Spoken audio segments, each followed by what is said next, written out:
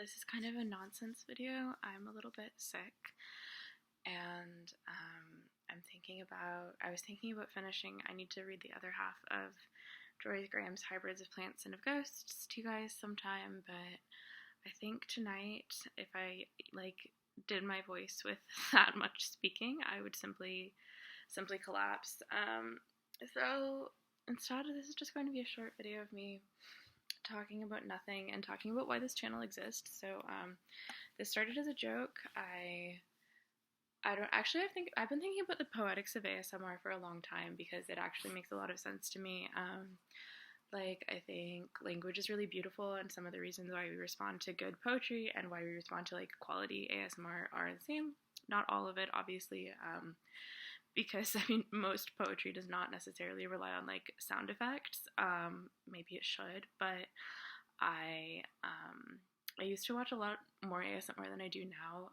When I was living in Philly after graduating college and working at a restaurant, and I would be so tired at the end of the day, but I wouldn't necessarily be ready to go to sleep. And I got into ASMR by watching GB ASMR. She's great. She's also seems like a really cool person. I don't really know. I haven't kept up. I don't really know what she's doing right now, but her videos are really awesome, and she's made tons and tons of content. And it's really inclusive and friendly, and there's kind of something for anyone there. I also my favorite creator now is Julia, who's known as It's Blitz. I have no idea what her last name is. She makes she doesn't make the same volume of content, but I really like her videos. A lot of them are real life. She'll have a friend over to her apartment and brush their hair or do a little massage, and it's really kind. She talks in there's a video, I'll link it if I can remember which one, where she talks about ASMR being something that creates a sense of platonic intimacy, and I was yes, absolutely, that is real. And it's interesting to we don't have that many spaces for sensual things that are not either erotic or transactional. You can go get a massage, but it's not that normal to necessarily just casually touch your friend if they're okay with it. That was something I really appreciated about where I went to college.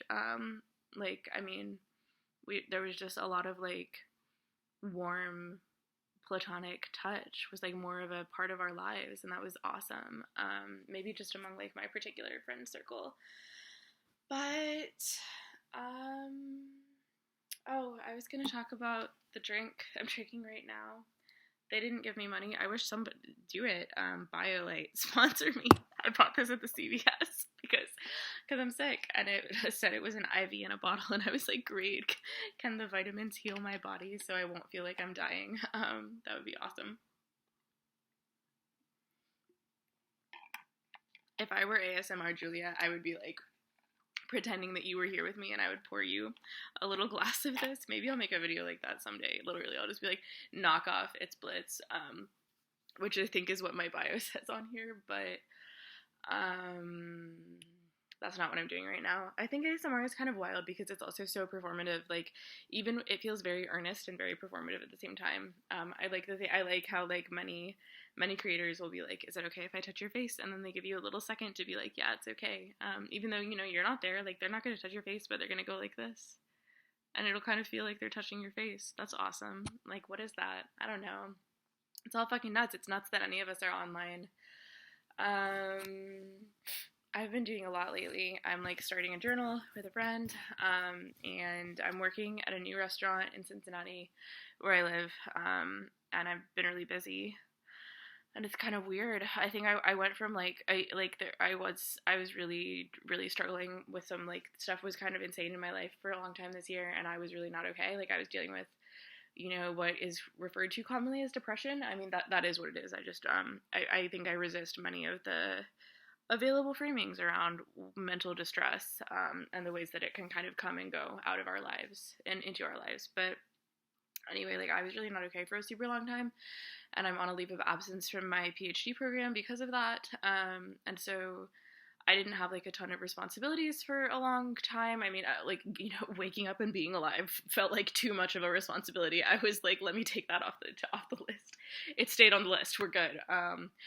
but I am like getting back into the swing of things now, and it's kind of wild to remember like, oh, just like there's so much to do. I literally can't imagine like having an hour to myself and not being like, okay, cool, there are three different things I could be doing right now, which is a good feeling. I think I like to operate that way. Okay, I don't really know.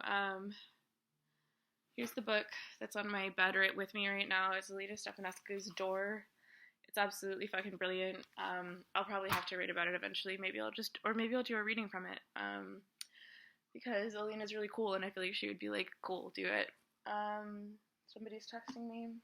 The other books around me right now are Stephanie Danler's book, Sweet Bitter, which is fucking great. It's like a novel about a girl who like moves to New York, gets a job at a restaurant, and like befriends this like couple of kind of like intriguing coworkers who are like cosmopolitan and like fascinating. And I definitely need to write something about that book. I read it a long time ago, and now I think I must have read it when I was like the narrator's age, or just like not very much older than her. And now I'm like, oh, this sweet child is having a transformative experience in the city.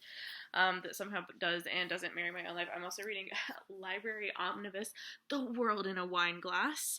Beautiful. I'm learning wine for my new job. I keep referring to myself as an aspiring wine guy, which is actually really fun. I mean, I literally like, I don't make very, I'm like, I'll make money at my new job, but I'm a grad student, so like I live on a graduate stipend. I can't imagine spending more than like $20 on a bottle of wine, but like now I'm learning about actual wine, and it's really fun and interesting. It really makes me want to just run away to the Spanish coast somewhere, which seems, reasonably possible. I don't know. We'll see what happens. See what works out. Okay. If anyone has watched this entire video, you're an angel. Thank you. I hope you're having a good night. I will be back on here with like more thought out content soon.